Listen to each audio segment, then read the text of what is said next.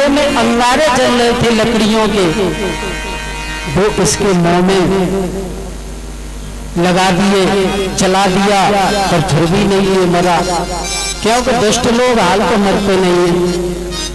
फिर उन्होंने कहा कि ये अगर जिंदा बच गया तो हम तुमको मार डालेगा, अब क्या करोगी? तो फिर उन्होंने गले में रस्सी बांधी और 3 इस साइड से खींचने लगी, 2 इस साइड से सोई है, मर गया।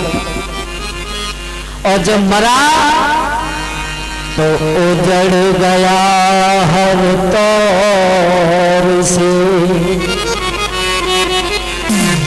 आशाओं का खेल, मर कर वो पापी बना महाभयानक प्रेत।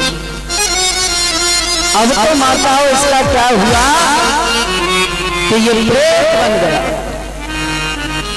और प्रेत बन के चारों दिशा में हाहाकार करने लगा। इसकी मुक्ति नहीं हुई, सद्गति नहीं हुई। क्योंकि ठाकुर जी ने सोचा कि हमने तुझे मानव का शरीर दिया था और तूने इस मानव के शरीर की कोई कीमत ही नहीं समझी भाई। तो ठाकुर जी के पास तो बहुत शरीर है 84 लाख योनियां हैं। जब हम इस मनुष्य शरीर की जब सार्थकता तो इसी में है कि हम सारे कार्य करते हुए भी ठाकुर जी का ज्यादा न समय मिले तो थोड़ी बहुत देर तक उनका ध्यान करें, उनकी सेवा करें। और अगर हम पाप कर्म ही करते रहे तो ठाकुर जी सोच लेंगे तब तो इसको मनुष्य का शरीर देना ही बेकार है, कहो कुछ भी दे दो, उन पर कोई कमी तो है नहीं, उन्हें किसी से लेने तो है नहीं कि दूसरे से लेना है। हो सकता है इस जन्म में 2 हाथ 2 पैर दिए, अगले जन्म में कृपा कर दे तो 2 पैर और लगा दे, पशु बना दे। प्रेत बन गया।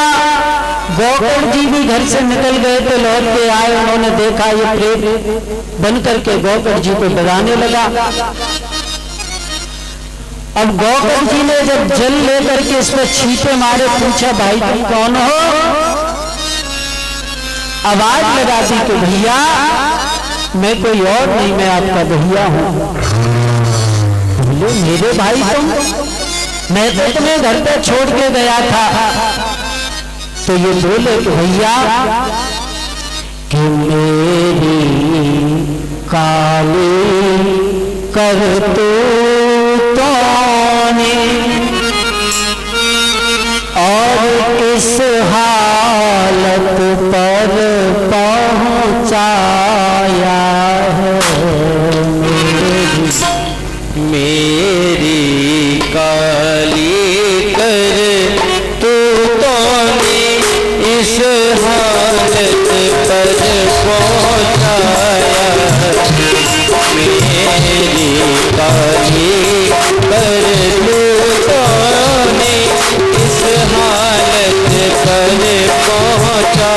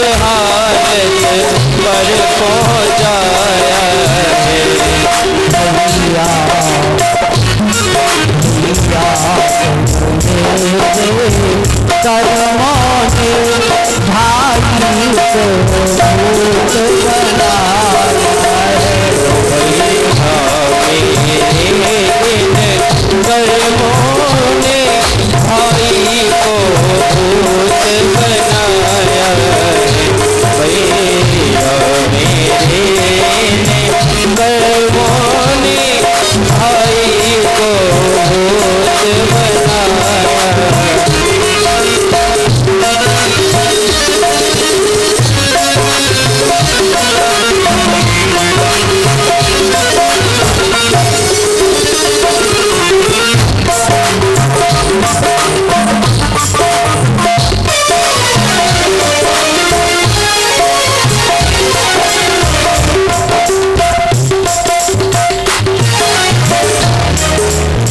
जवाब दिया, भैया मैंने जो पाप कर्म किए थे उस वजह से मुझे ये प्रेत की योनि मिली।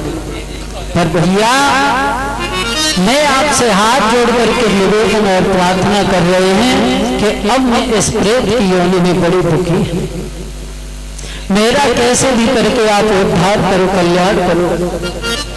तो भाई देखो कैसा भी हो, लेकिन समय पर भाई को भाई की आ जाती है। धुंधकारी से गौकर ने कहा, भैया आप चिंता न करो, मैं आपको समझाता रहा कि देखो आप उल्टे सीधे कर्म मत करो, लेकिन तुम मानो नहीं। चिंता न करो, मैं कोई उपाय करूंगा। और गौकर जी ने आज भगवान सूर्यदेव का ध्यान किया। जैसे ही भगवान सूर्यदेव का ध्यान किया है, भगवान सूर्यदेव दर्शन देने के लिए आ गए। कहा कि गौकर बात क्या है? बताया कि प्रभु और कोई बात नहीं, मेरा भैया जो धुंधकारी था वो प्रेत योनि को प्राप्त हो गया है, उसके कोई कल्याण का मार्ग बताओ।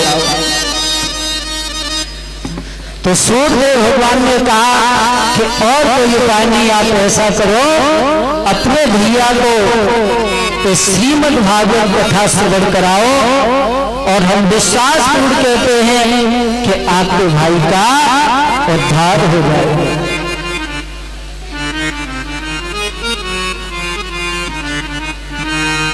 जब कहा तो गौकर जी ने ऐसा ही किया।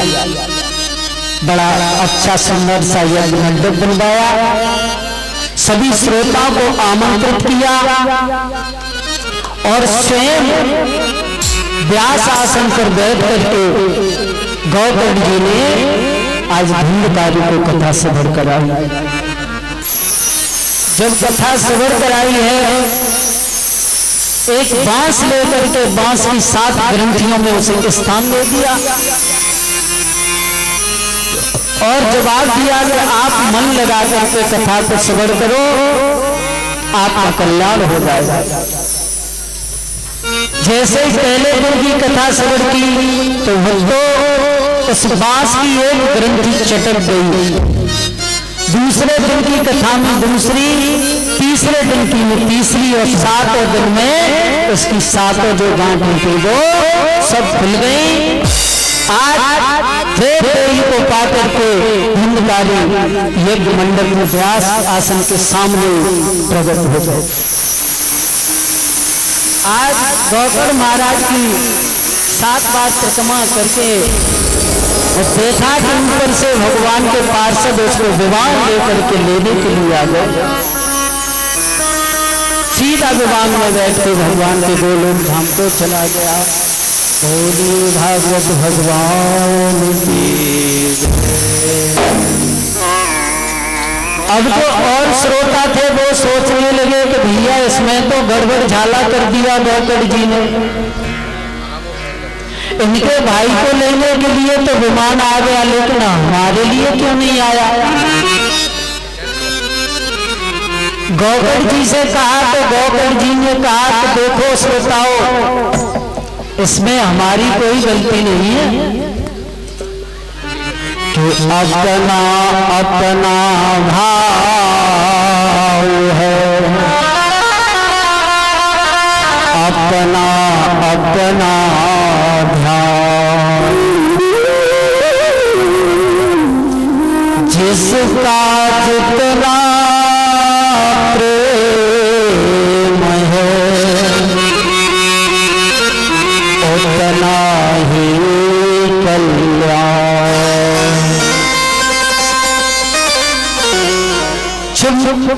बारिश होती है तो सबके लिए एक समान ही होती है।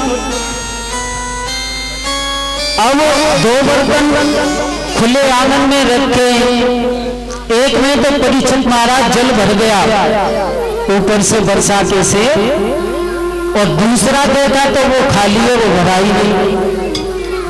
लेकिन ऐसा क्यों हुआ?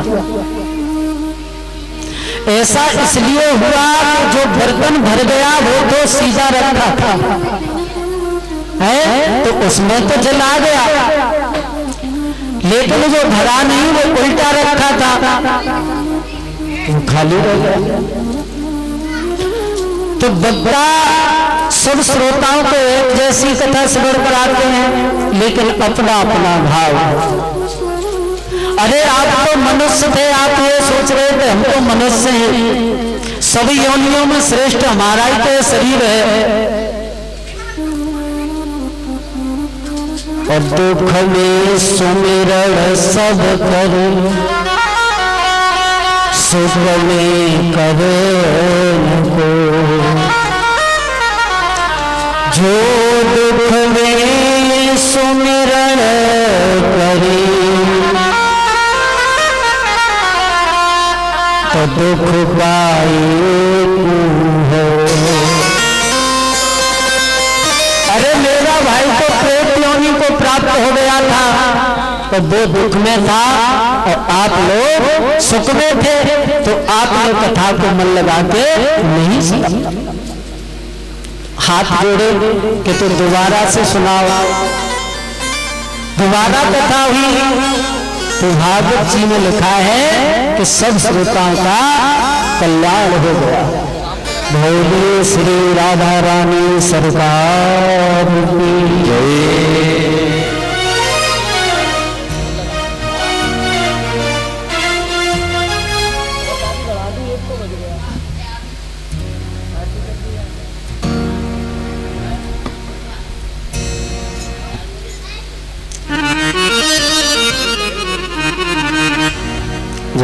तो कथा का समय हो गया है, इससे आगे की कथा आप शाम को 4 बजे से श्रवण करेंगे। 1 बज गया, 11 से। और सभी श्रोताओं से निवेदन है कि देखो समय से आया करो। आप लोग 11 बजे का समय है, आप 11 बजे ठीक प्रांगण में आ जाया करो। समय का विशेष ध्यान रखिए, सभी समय से आए। शाम को 4 बजे से कथा प्रारंभ हो जाएगी। अब आप लोग खड़े हो जाओ, भजन होगा, उसमें जो भी नृत्य करना चाहते हैं नृत्य कर लें।